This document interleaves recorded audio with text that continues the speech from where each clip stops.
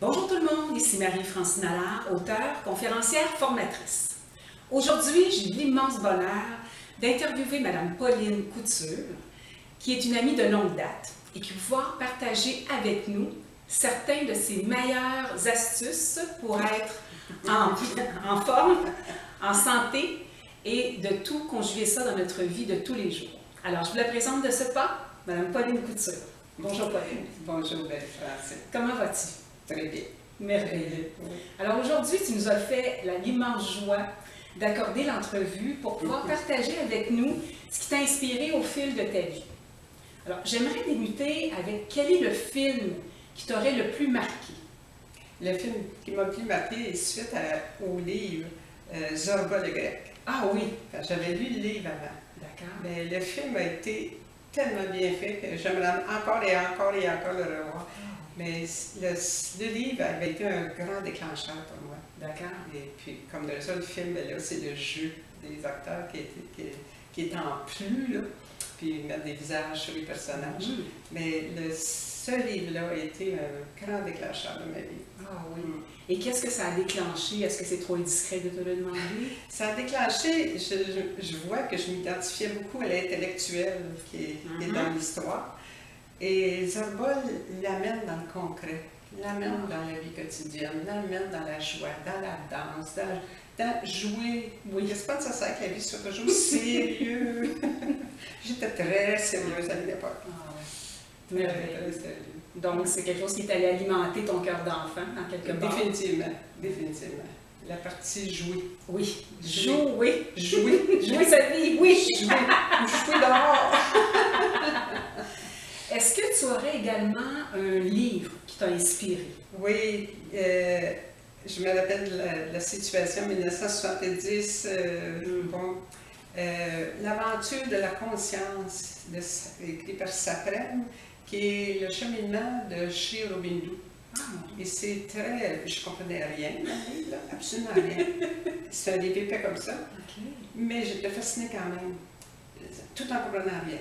Okay. Et ça a été le début qui m'a amené, après ça, à chercher d'autres livres qui m'amenaient à la même place, en sachant pas du tout où ça me menait. Pas grave, c'était... là, je vois aujourd'hui, je dirais que ça parlait à mon âme, alors que je n'en connaissais pas l'existence de mon âme. Donc, je ne savais pas que j'en avais une à cette époque.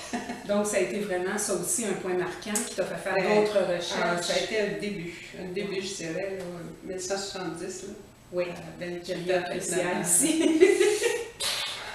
Wow. Ouais. Si on va un peu plus personnellement, dans ta vie à toi, qu'est-ce qui fait que tu ferais comme activité qui t'amènerait la joie ou comme état d'avoir la joie au quotidien? Qu'est-ce que tu nous suggérerais? Je ne dirais pas que c'est une activité au départ. Non. Au départ, c'est la centration, c'est me centrer. Me centrer, me ramener ici et maintenant, au moment présent, à ce moment ici, Oui, à ce moment ici. Oui. Automatiquement, la joie vient. La joie est là, la joie est en dedans, elle émerge ici maintenant. Gardons ça simple. Et oui, c'est la base. C'est pas une action en soi, c'est être ici. Je suis ici et maintenant. Je me ramène 1500 fois par jour, ici et maintenant.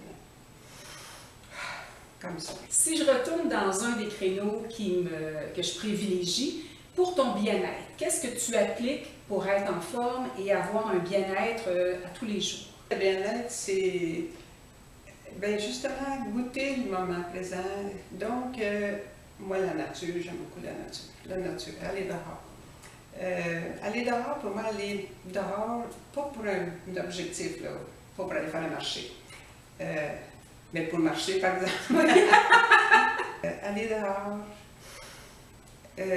J'ai le sentiment, j'ai la sensation que j'ouvre tout quand je sors dehors. Bon, j'ai le cadeau que la vie me donne là, de vivre dans un endroit merveilleux, avec un paysage. On est dans cette place ici, là. Les montagnes en avant. En ce moment, c'est les couleurs de l'automne. Et c'est extraordinaire parce que ce que tu décris et ce que j'en comprends, c'est que c'est tous tes sens. Oui. C'est ce que ça aiguise. Oui, moi, sortir dehors, j'ouvre tous mes sens. Tous mes sens. Je voudrais pas jamais je croise des fois hein, des gens avec des écouteurs des oreilles pendant qu'ils marchent dans la nature. Je trouve ça triste. Je trouve ça triste. C'est comme s'ils sont fermés à le moindre petit son subtil, des petites brises, un petit oiseau, n'importe quoi, mais pas dans le gravier, dans le sable, dans la terre. C'est dommage d'être dehors et de se fermer. De ne pas profiter au maximum de ce qui nous est offert au moment présent, comme tu le disais. Je me souviens d'une époque où je sentais que j'y allais dans la nature parce qu'à chaque fois j'étais bien, mais j'étais mal au quotidien dans ma vie à cette époque-là. Puis un bon jour, j'ai réalisé en étant dans la nature que j'avais fait une randonnée d'1 heure environ et que j'étais revenue et que je n'avais rien vu. Oups! Et ça a été bien important à ce moment-là. Je pourrais presque dire la date, l'heure quand c'est arrivé.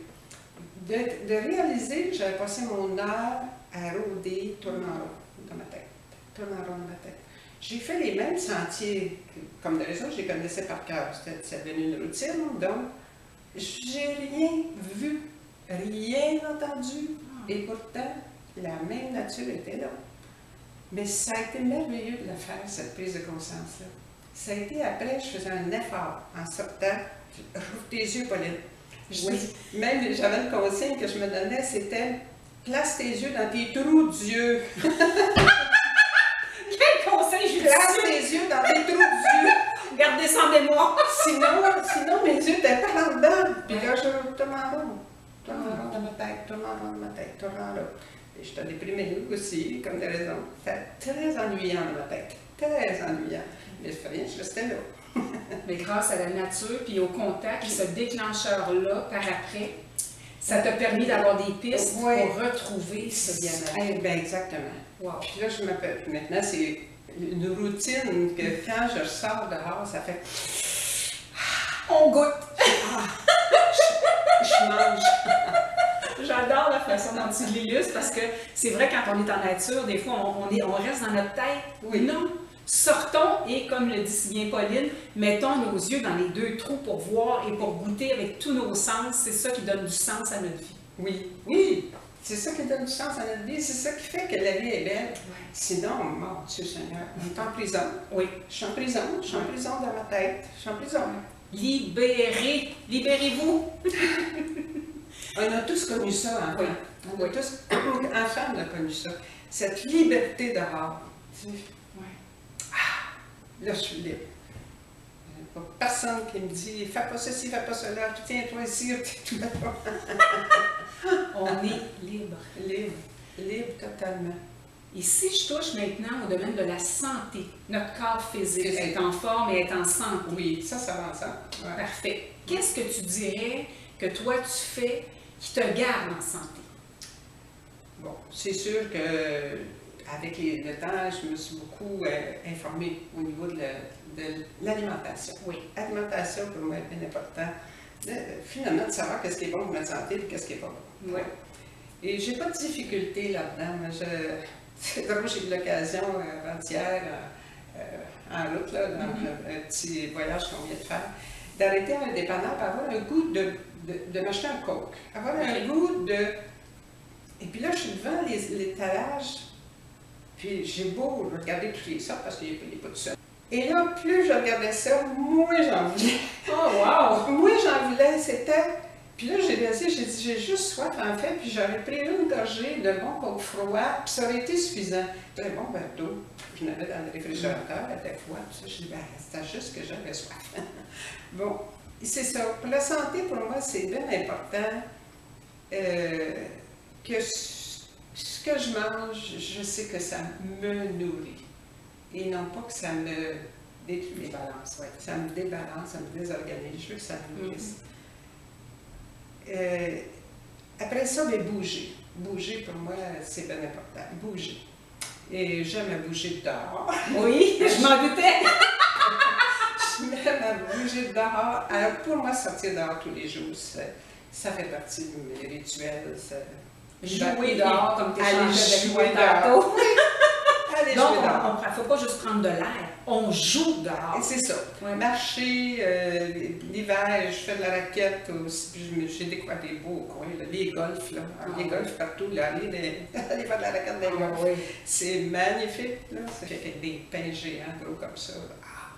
Je pense que la façon dont tu le vois et que je le perçois, c'est comme si au lieu de se forcer pour faire une activité, allons jouer.